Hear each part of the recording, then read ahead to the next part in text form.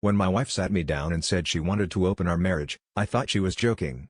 She'd always been the jealous type, and I figured this was some weird test or a fight in disguise. But she was deadly serious. There was someone else, someone she'd already been seeing. I braced myself for the usual suspects, an old college flame, her gym trainer, maybe even our neighbor. I never expected her to walk in the next night holding hands with my dad, who I hadn't seen in years.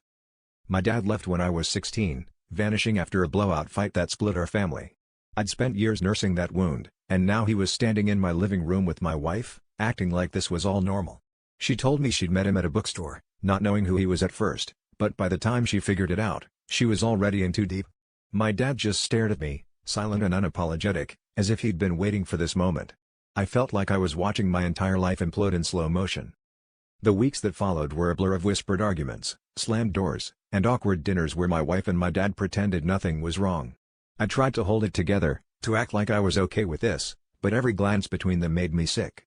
My friends told me to kick them out, to burn every bridge and move on, but part of me couldn't let go, the part that still wanted my dad's approval, that still loved my wife despite everything. I started drinking more, staying out late, anything to avoid being home.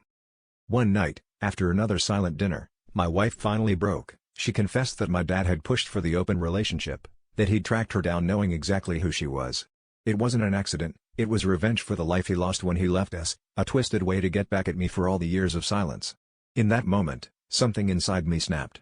I realized I'd been desperate for their love, sacrificing my own happiness for scraps of attention. I packed my bags and walked out without looking back, finally choosing myself, even if it meant being alone.